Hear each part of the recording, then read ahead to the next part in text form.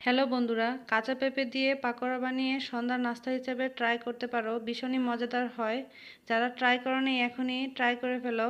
প্রথমে আমি এখানে কিছু কাঁচা পেঁপে সুন্দর করে কেটে ধুয়ে পরিষ্কার করে নিয়েছি, আর গ্রেটারের চিকন অংশটা দিয়ে খুব ভালোভাবে গ্রেটার করে নিচ্ছি।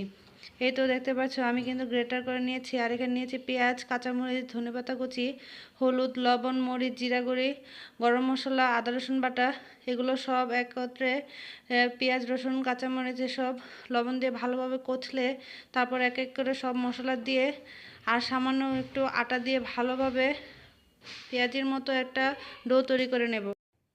এগুলো খুব ভালোভাবে অল্প অল্প করে আটা দেব। সমস্ত আটা কিন্তু আমি এখানে দেব না।